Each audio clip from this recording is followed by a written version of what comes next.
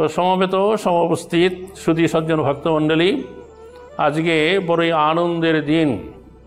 আজকে হচ্ছে ভগবান শ্রীকৃষ্ণের নিত্য সঙ্গিনী শ্রীমতী রাধারানীর আবির্ভাব তিথি। তো এই ভাদ্র মাসের শুক্লপক্ষের অষ্টমী তিথিতে শ্রীমতী রাধারানী এই জগতে আবির্ভূত হয়েছেন। কাজে কৃষ্ণ ভক্ত মাত্রে এই দিনটি তারা খুব আনন্দের সাথে উদযাপন করে থাকেন। নময়ং বিষ্ণুপাদায় কৃষ্ণ প্রেষ্ঠায় ভূতলে শ্রীমতে জয় পতাকা স্বামিনে ইতি নামিনে। নম আচার্যপাদায় নিতাই কৃপা প্রদায়িনে গৌরকথা ধামদায় নগর গ্রামতারিণে। নময়ং বিষ্ণুপাদায় কৃষ্ণ প্রেষ্ঠায় ভূতলে শ্রীমতে ভক্তি বেদান্ত স্বামিনে ইতি নামিনে। নমস্তে সারস্বতী দেবে গৌরবাণী প্রচারিণে নির্বিশেষ শূন্যবাদী প্রাচ্যত দেশতারিণে।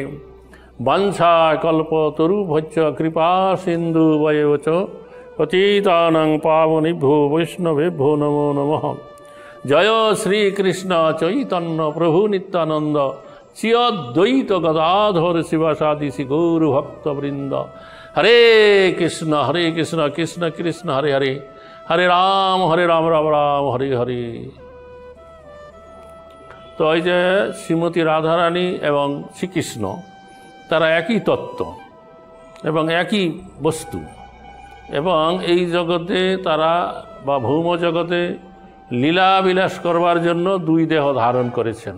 মূলত তারা একই তত্ত্ব একই দেহ, কিন্তু লীলা বিলাস আস্বাদন করবার জন্য দুইটি দেহ রূপে প্রকাশিত হয়েছেন। তবে এই যে শ্রীমতী রাধারানী আবির্ভাব, এটা এই ভৌম জগতে হয়েছে একরকমভাবে, আবার যে চিৎ জগৎ আছে গোলক বৃন্দাবন ধাম, সেখানে রাধারানীর আবির্ভাবের কথা জানা যায়। তো সেই যে গোলক বৃন্দাবন, সেখানে যে শ্যাম গৈরী নিত্যকাল কিশোরী, সেখানে কোনো জন্মলীলা বিশেষভাবে নাই এবং বাল্য পৌগণ্ড লীলা নাই। যে 11 থেকে 15 বছর অবধি যেই বয়সটা যায়, সেটাকে বলা হয় কৈশোর বয়স বা কিশোর বয়স। তো সেইখানে তারা নিত্য কিশোর। কাজেই সে গোলক বৃন্দাবনে জন্মলীলা এবং তার যে বাল্য পৌগণ্ড যে লীলা, সেটা নাই, সেটা এই ভৌম জগতে আছে। এই জন্য এই ভৌম জগতে রাধারানীর আবির্ভাবের মাহাত্ম্য অত্যন্ত গুরুত্বপূর্ণ।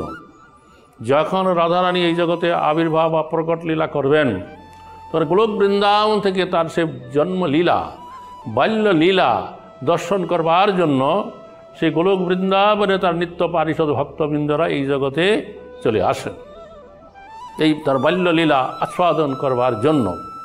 তো প্রথমে আমরা বলবো যে গোলক বৃন্দাবনে কী করে শ্রীমতী রাধারানীর আবির্ভাব হইল। তো সেই গোলক বৃন্দাবনে কৃষ্ণ লীলাবিলাস করছেন, তার পারিষদ ভক্তবৃন্দ আছে এবং নানা ফল ফুল লতা গুল্মে পরিপূর্ণ, নানা রকম পাখির কুজন। এবং একসময় একটা মঞ্চে তৈরি হয়েছিল, সেই মঞ্চে কৃষ্ণ আছেন উচ্চ আসনে বসে, তার পাশে সমস্ত সেই ব্রহ্মা, তারপরে শিব, অন্যান্য দেবতাগণ, লোকপালগণ তারা অধিষ্ঠিত আছেন এবং কৃষ্ণ স্থির হয়ে বসে আছেন। সকলেই যেন কার প্রতীক্ষা করছে, কে যেন আসবে, আগমনের প্রতীক্ষা। এইভাবে যখন তারা প্রবলভাবে অপেক্ষা করছেন, তো হঠাৎ কৃষ্ণের বাম অঙ্গ কম্পন হলো। বাম অঙ্গ কিছুক্ষণ কম্পন হওয়ার পরে তার বাম অঙ্গ থেকে একটা কৈশোর বয়স যুক্ত, অর্থাৎ 14 বছরের কিছুটা অধিক বয়সযুক্ত একটা কিশোরী আবির্ভূত হইলেন। এবং আবির্ভূত হয়েই সে কী করল, ছুটে যে ফুল তুলে কৃষ্ণ সেবার জন্য ধাবিত হলেন। তো যে আরাধনায় যিনি শ্রেষ্ঠ, তিনি হচ্ছেন রাধা, এই জন্য তার নাম হলো রাধা। যে তিনি কৃষ্ণ সেবায় আরাধনায় শ্রেষ্ঠ, তাই তার নাম রাধা। এবং সেখানেই তখন রাধা কৃষ্ণের কৈশোর রূপে লীলাবিলাস শুরু হলো। এবং ক্রমে ক্রমে রাধারানীর থেকে তার অষ্টসখী, অন্যান্য সখীগণ, মঞ্জরীগণ, দাসীগণ, কিঙ্করীগণ তারা আবির্ভূত হইলেন। এদিকে কৃষ্ণ থেকে তার সখা, পরিকরগণ, অন্যান্য সবাই তখন আবির্ভূত হইলেন। এইভাবে তারা গোলক বৃন্দাবনে নিত্যলীলা করিতে লাগিলেন। তো একবার কি হয়েছিল, কৃষ্ণ রাধার কুঞ্জে আছেন বিশ্রামে, এবং অন্যান্য সখীরা, রাধারানী তারাও আছে। তো সেই সময় কি হয়েছিল যে বিরজা সখী, রাধারানীর একটা সখী, তার একান্ত ইচ্ছা ছিল যে তিনি কৃষ্ণকে একবার অন্তত তার কুঞ্জে একাকী পাবেন এবং তার সেবা করবেন। তো কৃষ্ণ অন্তর্যামী ভগবান, তিনি সবার অন্তরের কথা জানেন। তো বিরজার এই অভিলাষ পূর্ণ করবার তার ইচ্ছা হলো। তিনি তখন কি করলেন, সেই বিশ্রাম করছিলেন, উঠে বসলেন, দেখলেন রাধারানী এবং অন্যান্য সবাই একটু বিশ্রামে আছে। তখন কৃষ্ণ কী করলেন, কুঞ্জ থেকে বেরিয়ে শ্রীদামকে সঙ্গে নিয়ে তিনি কি করলেন, বিরজার কুঞ্জের দিকে যেতে লাগলেন। তো বিরজার কুঞ্জ দ্বারে এসে কৃষ্ণ তখন শ্রীদামকে আজ্ঞা দিলেন যে আমি এখন একাকী এই বিরজার কুঞ্জে প্রবেশ করব, তার সাথে বিশেষ লীলাবিলাস করব। তো তুমি এই দ্বার রক্ষা করো, কাউকেই আমি যতক্ষণ পর্যন্ত আজ্ঞা না দিব বা ভিতর থেকে বেরিয়ে না আসবো, কেউ যেন এই বিরজার কুঞ্জে প্রবেশ না করে। তখন শ্রীদাম বললেন যে এই প্রভু, আপনি আমাকে কি আজ্ঞা দিচ্ছেন? যদি স্বয়ং রাধারানী এখানে চলে আসে তাহলে আমি কি করব, সে যদি কুঞ্জের ভিতরে প্রবেশ করতে চায়? তখন কৃষ্ণ একটু মৃদু হেসে বললেন, তুমি শুধু আমার আজ্ঞা পালন করবে। এই বলে কৃষ্ণ একাকী বিরজার কুঞ্জে প্রবেশ করলেন। তো কৃষ্ণকে একাকী পেয়ে তখন বিরজা তার সেবা করতে লাগলেন নানা রকমভাবে। আর এই দিকে কী হয়েছিল, সেই সময়ে রাধারানী উঠে বসলেন, দেখলেন পাশে কৃষ্ণ নাই। সখীদেরকে জিজ্ঞাসা করলেন যে কৃষ্ণ কোথায় গেছে। তখন তারা বলল যে কৃষ্ণ কি করেছে, বিরজার কুঞ্জে গেছে। তখন রাধারানী কী করলেন, বিরজার কুঞ্জের দিকে যেতে লাগলেন। যে কুঞ্জ দ্বারে এসে দেখছে যে কি শ্রীদাম দ্বার রক্ষা করে দাঁড়িয়ে আছে। তখন রাধারানী বললেন, হে শ্রীদাম, তুমি দ্বার ছেড়ে দাও, আমি কুঞ্জের ভিতরে প্রবেশ করব। তখন শ্রীদাম বললেন যে না, প্রভুর আজ্ঞা নাই, তিনি আমাকে আজ্ঞা দিয়েছেন এই সময়ে কেউ যেন তার কুঞ্জের ভিতরে প্রবেশ না করে। তখন রাধারানীর একটু ক্রোধ হলো। তিনি বললেন যে দেখো, আমি কৃষ্ণ সঙ্গিনী, কৃষ্ণ সঙ্গে, তুমি আমাকে দ্বার ছেড়ে দাও। শ্রীদাম বলছে না, আমি তো ছাড়তে পারি না, তার আজ্ঞা বিনা তিনি আমাকে আজ্ঞা দিয়ে গেছেন এই সময় কেউ যেন কুঞ্জের ভিতরে প্রবেশ করতে না পারে। তখন রাধারানী বলল যে তিনি ক্রোধান্বিত হলেন এবং ক্রোধে তিনি শ্রীদামকে অভিশাপ দিলেন যে তুমি আমার দ্বার রক্ষা করছো, কুঞ্জের ভিতরে প্রবেশ করতে দিচ্ছ না, আমি তোমাকে অভিশাপ দিচ্ছি, তুমি মত্ত লোকে গিয়ে অসুর কুলে জন্মগ্রহণ করো। এই অভিশাপ প্রাপ্ত হয়ে শ্রীদাম তখন রাধারানীকে আবার অভিশাপ দিল যে তুমি এই ক্ষণকাল কৃষ্ণ বিরহ সহ্য করতে পারো না, তা আমি তোমাকে অভিশাপ দিচ্ছি, তুমি এই মত্ত লোকে গিয়ে জন্মগ্রহণ করো এবং 100 বছর কৃষ্ণ বিরহে তোমাকে কান্না করতে হবে, 100 বছর কৃষ্ণ বিরহ সহ্য করতে হবে। এইদিকে তার একজন আরেকজনকে অভিশাপ দিয়ে দিলেন। আর এই দিকে কী হয়েছিল, কুঞ্জের ভিতরে বিরজা যখন কৃষ্ণ সেবা করছিলেন, হঠাৎ কুঞ্জের ভিতরে অগ্নি সংযোগ হয়ে তার কুঞ্জ ভস্মীভূত হয়ে গেল। তখন বিরজা সখী কী করলেন, তিনি কৃষ্ণর পদপ্রান্তরে লুটিয়ে কান্না করতে করতে বলেন, এই প্রভু কেন এরকম হলো, কেন এরকম হলো? তখন কৃষ্ণ বললেন যে দেখো, যে শ্রীদাম রাধারানীকে কি করেছে, তার দ্বার রুদ্ধ করেছে, ঢুকতে দেয় নাই, আটকেছে, কিন্তু রাধারানীর ক্রোধকে সে রুখতে পারে নাই।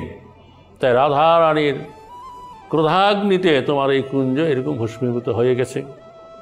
তখন সেই শ্রীদাম এবং রাধারানী যখন কুঞ্জের ভিতরে প্রবেশ করছে, তাকে রাধারানীকে আসতে দেখি বিরজা ভয়ে নিকটস্থ জলে প্রবেশ করছে। তখন রাধারানী বিরজাকে লক্ষ্য করে যে তুমি একাকী কৃষ্ণ সেবাসুখ ভোগ করছো আর আমাকে দেখে জলের ভিতরে প্রবেশ করছো, আমি তোমাকে অভিশাপ দিচ্ছি, তুমি মত্ত লোকে গিয়ে নদীরূপ হয়ে থাকবে। তখন কি হলো, রাধারানী কৃষ্ণের কাছে এসে তার কাছে কান্না করতে লাগলেন যে শ্রীরাম আমাকে এরকম অভিশাপ দিয়েছে, আমাকে 100 বছর কী করতে হবে, তোমার বিরহ সহ্য করে মত্তলোকে থাকতে হবে। আর এইদিকে শ্রীরাম বলছে রাধারানী আমাকে অভিশাপ দিয়েছে যে আমি মত্তলোকে অসুর ধুনিতে জন্মগ্রহণ করব। তখন কি করল, কৃষ্ণ বলে ঠিক আছে, তুমি মত্তলোকে জন্মগ্রহণ করবে এবং শঙ্খচূড় নাম প্রাপ্ত হবে এবং তুলসীর সাথে তোমার বিবাহ হবে। তিনি সতী নারী থাকবেন জগতে, তুলসী সতী বলে প্রসিদ্ধ হবে এবং আমার সাথে তোমার অনেক লীলাবিলাস হবে। আর রাধারানীকে বললেন যে দেখো এই মত্তলোকবাসী আমাকে ডাকছে, আমাকে এই মত্তলোকে যাওয়ার সময় হয়ে গেছে, কাজে আমি মত্তলোকে যাব, তা আমার সাথে তোমাকেও যেতে হবে। তুমি মত্তলোকে গিয়ে কী করো, জন্মগ্রহণ করো এবং তোমার সাথে আমার অনেক লীলাবিলাস ইত্যাদি হবে। তখন রাধারানী বলল যে দেখো, যেখানে এই ব্রজভূমি বৃন্দাবন নাই, যেখানে যমুনা নদী নাই, যেখানে গোবর্ধন পর্বত নাই, সেইখানে আমি গিয়ে থাকতে পারবো না।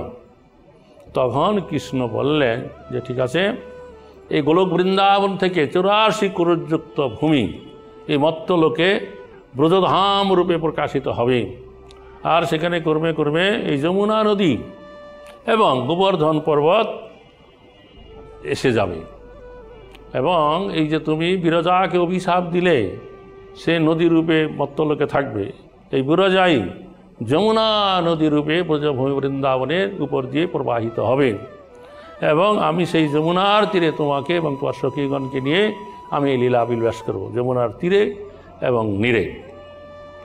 তো এইভাবে সব ঠিকঠাক হলো। তারপরে সেই ব্রজভূমি বৃন্দাবনে এই বিরজাই যমুনা নদী রূপে প্রকাশিত হইলেন। আর আমাদের এই ভারতবর্ষের পশ্চিম দিকে শালমলি নামক একটা দ্বীপ আছে, তো সেই দ্বীপে দোনাচল পর্বতের পুত্ররূপে এই গোবর্ধন পর্বত আবির্ভূত হইলেন। তারপরে একজন মুনি, কি নাম, একজন মুনি তিনি চাইছিলেন সে গোবর্ধন পর্বতকে নিয়ে তিনি পুলস্ত মুনি অনেক তপস্যা করে গোবর্ধন পর্বতকে নিয়ে তিনি কাশী ধামে গিয়ে রাখবেন, এটা তার ইচ্ছা ছিল। এইভাবে যখন গোবর্ধন পর্বতকে নিয়ে আসছিলেন, যখন এই ব্রজধামে যখন এলেন, তখন এই গোবর্ধন পর্বতকে রেখে উনি কিছুটা যাকে বলে ন্যাচারাল কল তা করতে যে গিয়েছিলেন। তারপর করে যখন তিনি এলেন গোবর্ধন পর্বতকে তুলে কাশীধামে নিয়ে যাবেন, তখন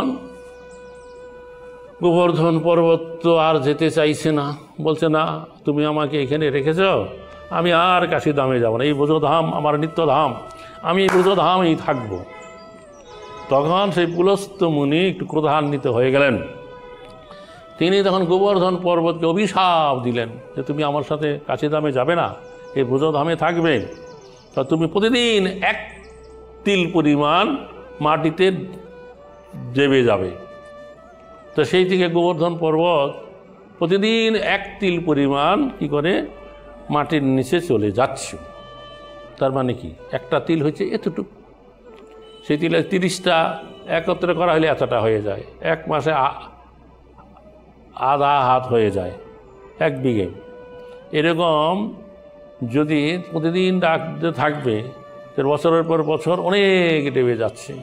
শোনা যায় মাধবেন্দ্র পরিবার যখন বৃন্দাবনে গিয়েছিলেন, গোবর্ধন পরিক্রমা করেছিলেন, সেভাবে গোবর্ধন পর্বতটা এত উঁচু ছিল, যখন পশ্চিম দিকে সূর্য হেলে যেত, মানে ধরুন 3টা 4টা বাজছে, তখন গোবর্ধন পর্বতের ছায়াটা মথুরা অবধি চলে আসতো, কিন্তু এখন আর ওরকম দেখাই যায় না।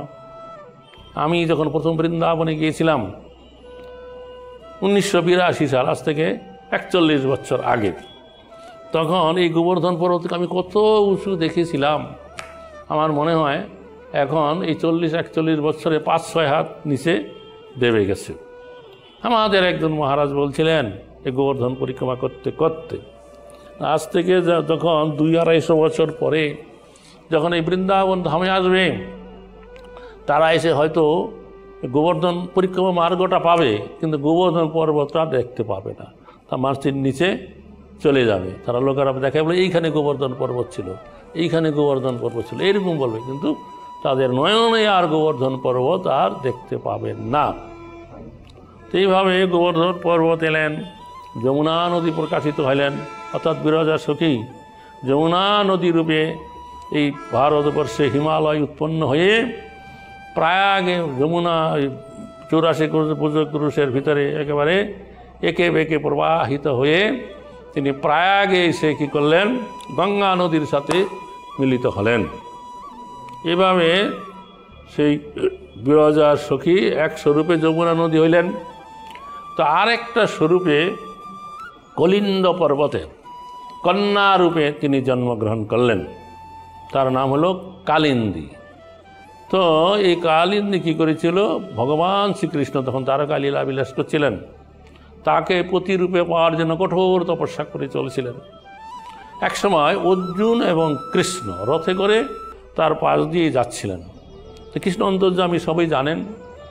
তখন সেখানে রথ থামিয়ে কৃষ্ণ বললেন, হে অর্জুন, দেখো তো এই যে একটা রমণী কিশোরী বয়স্ক, সে কেন এই নির্জন বনে পাহাড়ের পাদদেশে তপস্যা করছে, কি তার ইচ্ছা? তখন অর্জুন গেলেন, গিয়ে তখন সেই কন্যাকে জিজ্ঞাসা করলেন, হে কন্যা, সে সুবোধনে, তুমি কি জন্য এই নির্জন স্থানে একাকী কঠোর তপস্যা করে চলেছ? তখন সেই কালিন্দী বলল যে আমি হচ্ছি কলিন্দ পর্বতের কন্যা, আমি দ্বারকাধীশ ভগবান শ্রীকৃষ্ণকে আমি প্রতিরূপে পেতে চাই। তখন অর্জুন ফিরে এলেন, এসে রথের কাছে এসে কৃষ্ণকে বলেন, হে সখা, তোমাকে প্রতিরূপে পাওয়ার জন্য এই কন্যা এখানে এরকম করে তপস্যা করে চলেছে। তখন কৃষ্ণ বলে, ঠিক আছে, তুমি আবার যাও সেই কন্যার কাছে, তাকে নিয়ে এসো, আমি তাকে পত্নীরূপে গ্রহণ করব। তখন অর্জুন আবার ফিরে গেলেন, কালিন্দীর কাছে গিয়ে বললেন, হে সুবোধনে, তোমার তপস্যা করার যে উদ্দেশ্য সেটা সফল হয়েছে, কৃষ্ণ আমার সঙ্গে আছে, আমি কৃষ্ণ সখা অর্জুন ওই রথের উপরে আছে, তুমি আমার সাথে আসো, কৃষ্ণ তোমাকে পত্নীরূপে গ্রহণ করবেন। তখন সে কালিন্দীকে নিয়ে কৃষ্ণ কী করলেন, দ্বারকায় যখন ফিরে গেলেন, ধুমধাম করে কালিন্দীকে বিবাহ করলেন। কালিন্দী হচ্ছে কৃষ্ণের যত রানী আছে তার মধ্যে 8 জন প্রধান আছে, তার মধ্যে একজন কালিন্দী।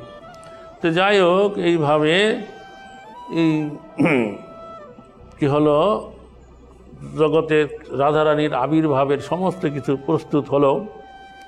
তখন এক সময়ে কি হলো, গোকুল মহাবনে রাবেলাক্ষ গ্রামে ভানু নামে একজন মহান ধার্মিক বিষ্ণু ভক্তিপরায়ণ গোপ বাস করত। তার 5টা পুত্র ছিল, রত্নভানু, তারপরে চন্দ্রভানু, রত্নভানু, বিষভানু, প্রভানু এবং সুভানু, এই 5 পুত্র। তার মধ্যে সর্বগুণে গুণান্বিত ছিলেন বিষভানু। তাকে এই গোপকুলের লোকদের সর্দার বা রাজা রূপে নিযুক্ত করা হলো। তো তার পত্নী হচ্ছে কিনা কীর্তিদা সুন্দরী। তো তাদের একটা পুত্র সন্তান ছিল, কিন্তু কোনো কন্যা সন্তান ছিল না। একটা কন্যার সন্তান প্রাপ্তির আশায় তারা অনেক কাল কী করলেন, সূর্যের আরাধনা করলেন।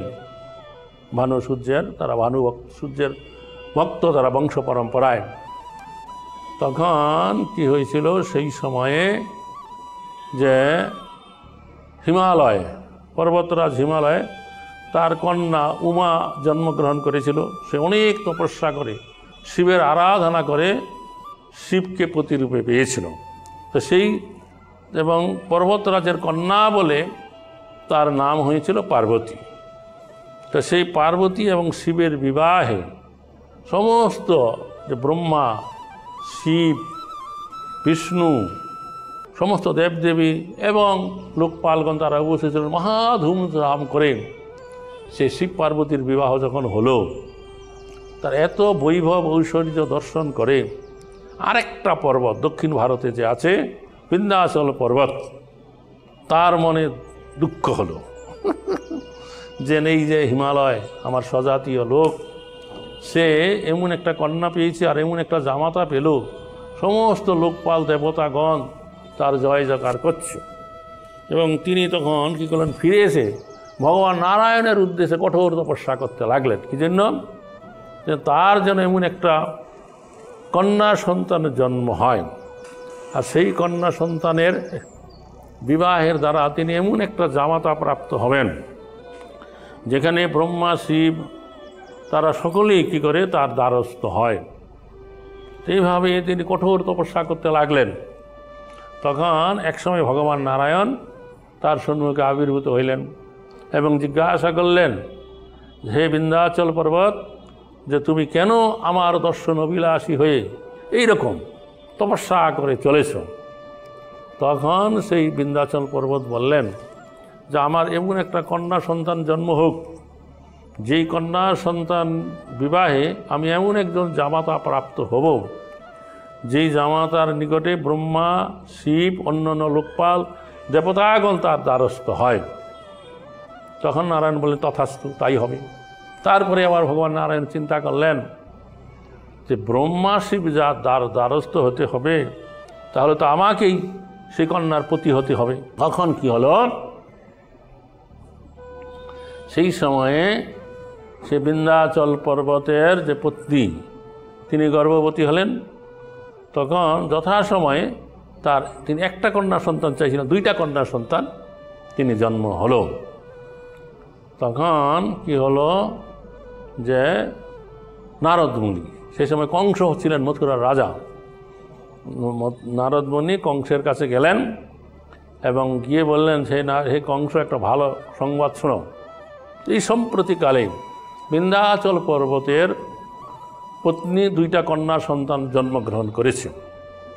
সেই কন্যার সাথে যার বিবাহ হবে সে অত্যন্ত বীর্যশালী, প্রভাবশালী, তাকে কেউ যুদ্ধে পরাস্ত করতে পারবে না। হ্যাঁ, তার সমস্ত ধন ঐশ্বর্য তার করতলগত হয়ে থাকবে।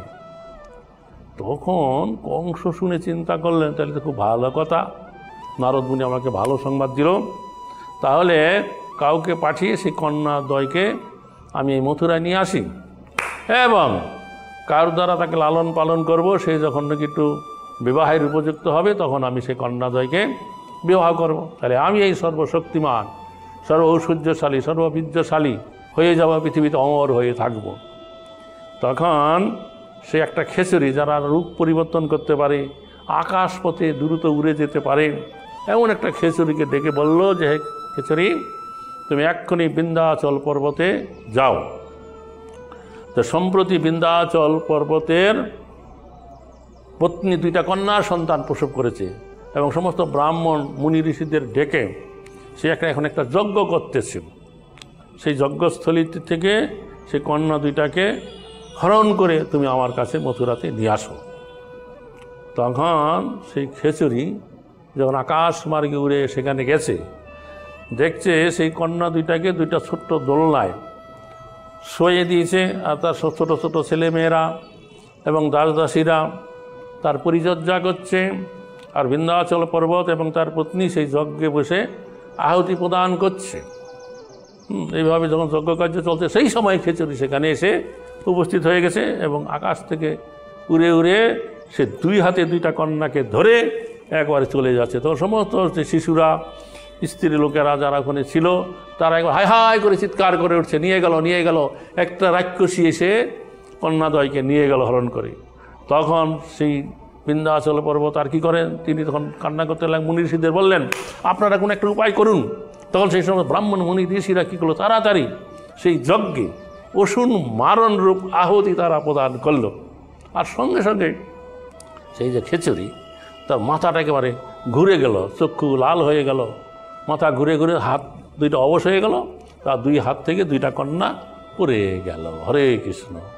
তো সেই যে দুইটা কন্যা তারা কোথায় প্রতিষ্ঠিত হয়েছিল? যে মথুরার নিকটবর্তী যে গোকুলাক্ষ ধাম আছে, সে গোকুল ধামের কাছে যে যমুনা নদী আছে, যমুনা নদীর হ্রদে যে পদ্ম ফুলের বন আছে, সেই পদ্ম ফুলের উপরে তারা পতিত হলো। তো সেইটাই ভাদ্র মাস ছিল। ভাদ্র মাসে আপনারা জানেন সরোবরে কী করে পদ্ম ফুল ফোটে। তো বিশ্ববানু রাজা কী করত? প্রতিদিন সেই হ্রদে গিয়ে কী করত? পদ্ম ফুল এনে ভগবান বিষ্ণুর আরাধনা করত, পূজা করত। তো সেই দিন যখন, মানে সেটা ছিল এই ভাদ্র মাসের অষ্টমী তিথি, যখন সেখানে পদ্মফুল চয়ন করতে গিয়েছে, দেখে পদ্মফুলের উপরে, দুইটা পদ্মফুলের উপরে পাশাপাশি দুইটা সুন্দর দিব্যকন্যা রত্ন। তখন আনন্দে সেই কন্যা দুইটাকে নিয়ে বাড়িতে চলে এলেন এবং একটা কন্যাকে তার জ্যেষ্ঠ ভ্রাতা চন্দ্রভানুকে দিলেন। তো তার নাম হলো চন্দ্রাবলী। আরেকটা কন্যা তার পত্নী যে কীর্তিদা সুন্দরী, তাকে দিলেন সদার পুত্রিকা রায়। তখন সেই ব্রজভূমিতে একটা কথা ছড়িয়ে বলল যে বিশ্ববানু রাজার একটা কন্যা সন্তান হয়েছে। তখন দলে দলে লোক তারা আসতে লাগলেন সে কন্যাকে দর্শন করতে, কিন্তু সকলে আনন্দিত, কিন্তু একটা কারণে তারা দুঃখিত হইলেন। কীর্তিদা সুন্দরী, যেই যে মেয়েটা হয়েছে সে চোখ মেলে তাকাচ্ছে না, অন্ধ কন্যা। তখন এটা কি হয়েছিল? ভগবান শ্রীকৃষ্ণ যখন গোলক বৃন্দাবনে থাকা অবস্থায় রাধারানীকে আজ্ঞা করলেন তোমাকে এই জগতে আসতে হবে। তখন রাধারানী যে যেখানে ব্রজধাম নাই, গোবর্ধন পর্বত নাই, যমুনা নদী নাই, সেখানে আমি থাকবো না। এবং কৃষ্ণ বলেছিলেন তুমি সেখানে যাও, আমিও তোমার আগে সেখানে যাচ্ছি। তখন রাধারানী বলল আমি গোলক এই ভৌম জগতে আবির্ভূত হয়ে আমি চোখ মেলে সর্বপ্রথম তোমাকে দেখতে চাই। যতক্ষণ পর্যন্ত আমি তোমাকে আগমন জানতে না পারবো, আমি চোখ মেলে এই জগতের কোনো কিছু দেখব না। এই জন্য রাধারানী আবির্ভূতের পরেও, জন্মের পরেও তিনি চোখ মুদ্রিত করেছিলেন। সকলে ভাবলো যে এই কন্যাটা অন্ধ, এটাই তাদের দুঃখের কারণ।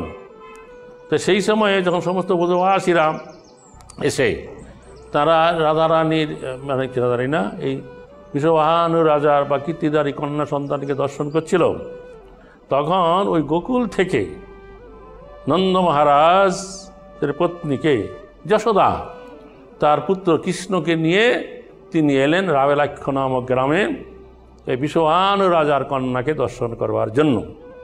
তো মা যশোদা কৃষ্ণকে কোলে করে নিয়ে আসছে, আর এই দিকে যশোদা আর কীর্তিদা কী করেছে, তার কন্যাকে নিয়েও সেই যশোদার কাছে এসেছে। এখন দুই মাতা কাছাকাছি মুখে সম্মুখ হয়েছে। তখন কৃষ্ণ কি করেছে, হাত বাড়িয়ে রাধারানীর মুখে হাত দিয়েছে। এটা শিশুদের স্বভাব। তার হাত স্পর্শ পেয়ে রাধারানী বুঝতে পেরেছেন কৃষ্ণ এসে গেছে। সঙ্গে সঙ্গে তিনি চোখ মেলে কৃষ্ণকে দেখেছেন। তখন দুই মায়ের মনে খুব আনন্দ হলো। এই বিষয়ে আমাদের পদকর্তা চণ্ডীদাস সুন্দর একটা পদ কীর্তন রচনা করেছেন। সখী গো, যখনও আমার জন্ম হইল নয়ন মুদিয়া রই, তো মাতা আমাকে ক্ষীর নদী স্বর দিত, আমাকে অন্ন দেখে সে করে হাহাকার যে অনেক তপস্যা করে পেলে অন্ধকন্যা, এই ছিল মোর কপালে। তখন কি হলো, তখন যখন নাকি কৃষ্ণ স্পর্শ পেয়ে তিনি চোখ মিলে ফেললেন, দুইজনের মায়ের আনন্দ হলো, ঘুষিল অন্ধ হইল আনন্দ দুই মায়েরও মনেতে। যাই হোক, এরকম করে তখন কি হলো, এই ব্রজভূমিতে কৃষ্ণ এবং রাধারানী তারা মহানন্দে তারা দিন দিন বর্ধিত হতে লাগলেন। আর এইদিকে তার রাধারানীর আবির্ভাবের পূর্বে একবার নারদ মুনি তিনি ব্রজভূমি বৃন্দাবনে এসেছিলেন। এসে কৃষ্ণকে দর্শন করলেন নন্দালয়ে গিয়ে গোকুলে। দেখে তিনি বুঝতে পারলেন এই তো কৃষ্ণ স্বয়ং। তখন তিনি ভাবলেন যে কৃষ্ণ যখন এই ব্রজভূমি বৃন্দাবনে আবির্ভূত হয়েছে, নিশ্চয়ই তার যে শক্তি, সেও এখানে কোথায় এই ব্রজভূমি বৃন্দাবনে কোনো গ্রামে কোনো গোপের ঘরে তার জন্ম হয়েছে। তাই তিনি কি করলেন, একে একে সমস্ত গ্রামে যেতে লাগলেন, গোপগণের অতিথি হলেন, তারা সেবা করলেন এবং বললেন তোমাদের পুত্রকন্যা কে আছে। তারা পুত্রকন্যাদের নিয়ে এসে দেখাতে লাগলেন, তাদের মাথায় হাত দিয়ে আশীর্বাদ করতে লাগলেন। এইভাবে ভ্রমণ করতে করতে নারদ মুনি যখন ওই রাভেল গ্রামে বিশ্বভানু রাজার গৃহে এলেন, তখন সুন্দর করে তাকে অভ্যর্থনা করলেন। তখন নারদ মুনি বললেন আপনার পুত্রকন্যার মাঝে কে আছে তাকে একটু নিয়ে আসুন। তখন শ্রীরামকে নিয়ে এলেন। শ্রীরামকে দেখে নারদ মুনিকে করলেন, তার মাথায় হাত দিয়ে আশীর্বাদ করলেন এবং বিশ্বভানু রাজাকে বললেন যে আপনার এই পুত্র কৃষ্ণ বলরামের সখা হবে, আপনি সাবধানে একে লালন পালন করুন। যখন তিনি চলে যাবেন তখন বিশ্বভানু রাজা বললেন যে আমার বাড়ির অন্দরমহলে চলুন, আমার পত্নী কয়েকদিন আগে একটা কন্যা সন্তান প্রসব করেছেন, তাকে আপনি দর্শন করুন। তখন বাড়ির ভিতরে গেলেন, গিয়ে তিনি শ্রীমতী রাধারানীকে দেখে বুঝতে পারলেন যে এই হচ্ছে সেই রাধা, কৃষ্ণের শক্তি। তখন তিনি বিশ্বভানু রাজাকে ইঙ্গিত করলেন আপনি একটুখানি বাইরে যান, আমি একাকী এই কন্যাকে দর্শন করব। বিশ্বভানু রাজা যখন বাইরে চলে গেলেন, নারদ মুনি তখন রাধা রানী স্তবস্তুতি করতে করে বলতে লাগলেন, হে রাধে, তুমি এই ব্রজভূমি বৃন্দাবনে আবির্ভূত হয়েছ, তুমি তোমার যে নিত্য কৌশল রূপটাকে আমাকে দেখাও। তখন রাধারানী এবং তার সখীগণ সেখানে কৌশল রূপে আবির্ভূত হইলেন, তা দর্শন করলেন এবং আনন্দে সেখানে বিনা বাজাইতে বাজাইতে নারদ মুনি চলে গেলেন। তো যাই হোক, তারপরে কি হলো, এক সময়ে এই যে এইভাবে রাধারানী বৃন্দাবনে আবির্ভূত হইলেন এবং নিত্যকাল নিত্য রূপে বাল্য পৌগণ্ড অতিক্রম করে কৌশল রূপে আবির্ভূত হয়ে বহুবিধ লীলা বিলাস করলেন। তো আমি এখন আরেকটা লীলা আমি বলবো আজকের এই শুভ দিনে শুভক্ষণে। সেটা হচ্ছে কি, যে ভগবান শ্রীকৃষ্ণ, যেখানে আমরা শ্রীকৃষ্ণের বিগ্রহ দেখি শ্রীকৃষ্ণের মাথায় ময়ূরের পালক দেখা যায়, এর কারণটা কি? এই একটা লীলা, যদিও 2-3টা কাহিনী আছে এর ভিতরে, তো আমার একটা কাহিনী খুব ভালো লেগেছে, সেই কাহিনীটাই আমি আজকে আপনাদের কাছে বলবো। সেটা হচ্ছে কি, যে কোনো একজন ভক্ত কয়েক জন্ম সাধনা করে আরাধনা করে সে শান্ত রসের ভক্তি প্রাপ্ত হয়ে বৃন্দাবনে ব্রজধামে ময়ূর হয়ে জন্মগ্রহণ করেছে। এবং কোথায়? নন্দগ্রামে। যখন কৃষ্ণ নন্দগ্রামে আছেন, রাধারানী ওই বর্ষণা গ্রামে আছে, বর্ষণেশ্বর পর্বতে, আর নন্দীশ্বর পর্বতে নন্দ মহারাজ বাড়ি করে আছেন। তখন তা সেই বাড়ির আশেপাশে সে সবসময় যে বহু জন্ম ধরে কৃষ্ণ আরাধনা করছে, তো কৃষ্ণ কৃষ্ণ বলে ডাকছে আর ঘুরে বেড়াচ্ছে। উদ্দেশ্য কি? কৃষ্ণকে একবার দেখবে, কিন্তু কৃষ্ণের দেখা আর পায় না। তার মনে বড় দুঃখ। তখন কৃষ্ণ কৃষ্ণ নাম আর ছাড়তে পারে না, কৃষ্ণ কৃষ্ণ বলে কান্না করছে আর কৃষ্ণ নাম করছে, হে কৃষ্ণ এত নিষ্ঠুর, আমি এত নাম করছি, একবার তুমি আমাকে দেখা দাও, কিন্তু দেখা আর পাচ্ছে না। তখন সেই ময়ূর কি করেছিল, এই কৃষ্ণ নাম করতে করতে নন্দগ্রাম থেকে বর্ষণা গ্রামে চলে যেতে লাগলো। আর বহুদিনের স্বভাব, কৃষ্ণ নাম আর ছাড়তে পারে না, কান্না করতে করতে কৃষ্ণ নাম করছে। যখন সেই বর্ষণা গ্রামে গেছে এবং বিশ্বভানু রাজার বাড়ির সম্মুখে গিয়ে কান্না করতে করতে কৃষ্ণ নাম করছে, সেই সময় রাধারানী বাড়ির ভিতরে ছিল। সেই বাড়ির ভিতরে থেকে সে এই ভক্তের কৃষ্ণ নাম করছে। তখন সে ভাবলো যে কে এরকম আমার প্রিয়তম কৃষ্ণ নাম এত আকুলভাবে বেকুলভাবে কৃষ্ণ কৃষ্ণ বলে কান্না করে ডাকছে। তখন রাধারানী তাড়াতাড়ি বাড়ির থেকে বেরিয়ে এলেন, এসে দেখছে একটা ময়ূর, আর ময়ূরের গলদেশ কৃষ্ণ গাত্রবর্ণের মতন, তার কৃষ্ণের ভাব উদ্দীপন হয়েছে। সঙ্গে সঙ্গে রাধারানী মহাপ্রেমে সেই 2 হাত বাড়িয়ে সেই ময়ূরটাকে কোলে তুলে নিয়েছেন এবং তার মাথায় পিঠে হাত বুলিয়ে দিয়েছে এবং তাকে কোলে নিয়ে বাড়ির ভিতরে নিয়ে গেছে। নিয়ে গিয়ে তার মায়ের রাখা যে ক্ষীর রাবড়ি আছে, তো সেই কী করছে, হাতে তুলে ময়ূরটাকে খাওয়াচ্ছে। তখন ময়ূরটার মনে এত আনন্দ হয়েছে যে আমি এতকাল ধরে কৃষ্ণ নাম করছি, কৃষ্ণ এত নিষ্ঠুর দেখা আমাকে দিল না। আর এই কৃষ্ণ নাম করতে করতে যখন আমি বর্ষণা গ্রামে এলাম, আসা মাত্র রাধারানী আমাকে এত কৃপা করলো, আমাকে কোলে তুলে নিল, আমার গায়ে পিঠে স্নেহের হাত বুলিয়ে দিল, আর রাবড়ি ক্ষীর আদর করে আমাকে খাওয়ালো। না, আমি আজ থেকে রাধারানীর নাম করব। এই বলে ময়ূর একবারে পেখম তুলে রাধে রাধে রাধে রাধে রাধে রাধে করে নৃত্য করতে লাগলো। এমন কৃষ্ণ নাম করছিল কান্না করতে করতে, আর রাধারানীর নাম করছে কী করতে, এবার আনন্দ করে নৃত্য করে রাধে রাধে রাধে রাধে।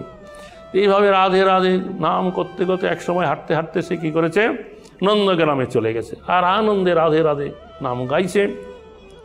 তখন কৃষ্ণ বাড়ির ভিতর থেকে বলছে, আরে কে এরকম আনন্দে আমার প্রিয়তমা রাধারানীর নাম করছে? তখন তিনি তাড়াতাড়ি বাড়ির ভিতর থেকে বেরিয়ে এলেন, এসে দেখছে একটা ময়ূর রাধে রাধে করে নাম করছে, নৃত্য করছে। তাকে দেখেই কৃষ্ণ বুঝতে পারল এই রাধারানীর কৃপা প্রাপ্ত হয়ে গেছে। রাধারানী তাকে এত কৃপা করেছে, কোলে তুলে নিয়েছে এবং ক্ষীর রাবড়ি খাইয়েছে। তখন কৃষ্ণ সেই ময়ূরটাকে বলল যে রাধারানী তোমাকে কোলে নিয়েছে, এত স্নেহের হাত বুলিয়েছে, ক্ষীর রাবড়ি খাইয়েছে, তাহলে আজ থেকে আমি তোমাকে মাথায় করে রাখব। সেই থেকে কৃষ্ণ কী করছে, তখনই কৃষ্ণ বেশ করে মাথায় ময়ূরের পালক ধারণ করে। এখন কথা হচ্ছে, আমাদের যে পূর্ববর্তী বৈষ্ণব আছে যে নরোত্তম দাস ঠাকুর, তার বিখ্যাত গ্রন্থ কি প্রেমভক্তি চন্দ্রিকা গ্রন্থে বলছে যে কৃষ্ণ নাম গানে ভাই রাধিকার চরণ পাই, রাধা নাম গানে কৃষ্ণচন্দ্র। কৃষ্ণ নাম করলে রাধারানীর কৃপা আগে প্রাপ্ত হয়ে যাবে, আর রাধা নাম করলে কৃষ্ণ নাম কৃষ্ণচরণ প্রাপ্ত হবে। তো আমাদের কিছু কিছু ভক্ত আছে এই জায়গায়, এই গৌরমণ্ডলে আমি ঘুরে দেখেছি, তারা আমাদেরকে দেখলে বলে এরা শুধু হরে কৃষ্ণ বলে, রাধা নাম করে না, নিন্দা করে। আবার আমাদের ইস্কনের ভিতরে মায়াপুরে কিছু কিছু ভক্ত আছে, যদি কেউ বলা হয় রাধে রাধে, এরা আবার ক্ষোভ প্রকাশ করে যে না, কৃষ্ণ নাম ছেড়ে রাধা নাম করছে। এটা বোকামি। যার যেই নামে মতি হয়, রতি হয়, সেই নাম করতে পারে। রাধা নাম করুক বা কৃষ্ণ নাম করুক, তাতে কোনো দোষ নাই। যার যেই নামে রতি সেই করতে পারে। এই জন্য নরোত্তম দাস ঠাকুর মহাশয় বলছেন, কৃষ্ণ নাম গানে ভাই রাধিকারও চরণ পাই, রাধা নাম গানে কৃষ্ণচন্দ্র। হরে কৃষ্ণ। নিতাই গৌর সীতানাথ প্রেমানন্দে হরি হরি বল। জয় রাধে রাধে রাধে রাধে।